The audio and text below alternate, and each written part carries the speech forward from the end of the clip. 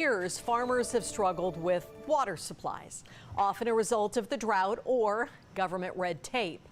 But now there's a new threat. It's a small invasive species with the potential to cause some big problems.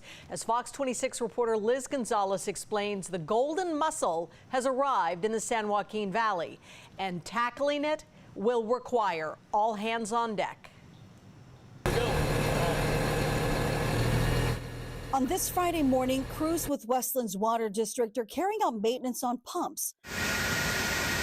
Massive pumps that move water from the California aqueduct to 1,000 square mile service area of farms and communities on the Central Valley's west side. But if you take a close look, you'll see some small creatures that pose a big threat.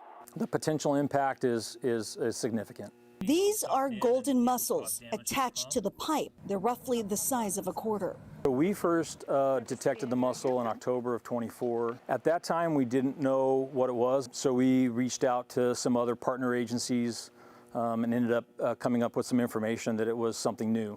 New and menacing. They're ranked one of the top 5 worst invasive species on the planet. Pam Marone is a co-founder and executive chair of the Invasive Species Corporation.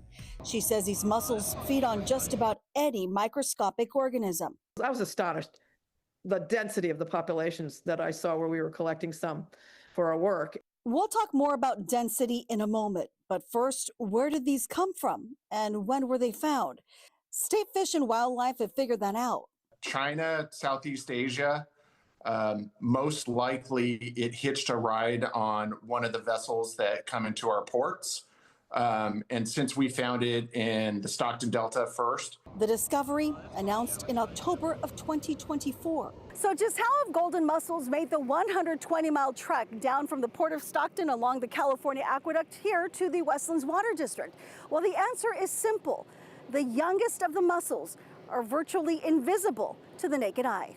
They have a very high multiplication rate.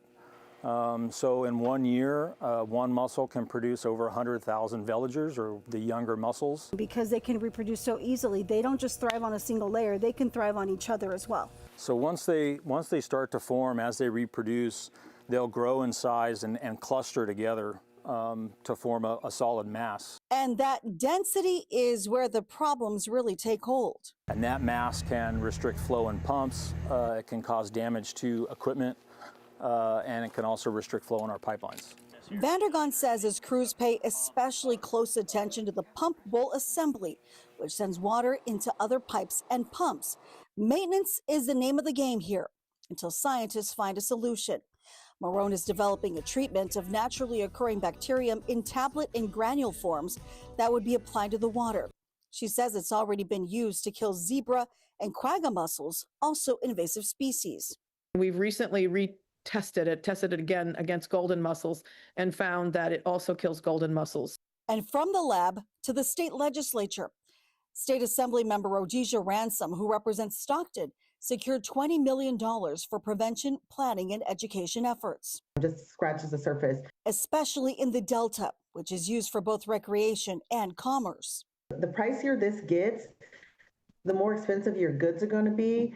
On a federal level, Congressman Josh Harder has pushed for legislation as well, saying, quote, if we don't put a halt to this infestation now, water supplies for 27 million Californians and $50 billion in agriculture are at risk.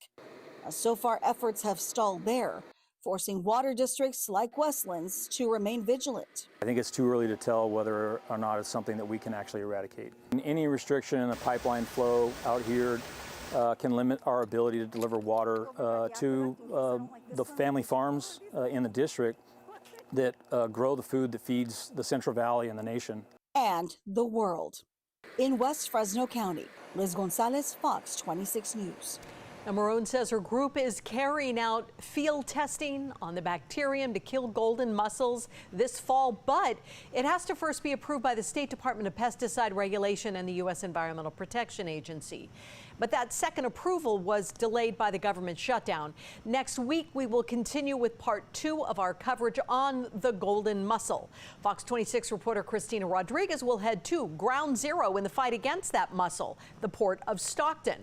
She'll show us what measures are being taken there to prevent a more catastrophic hit to the economy.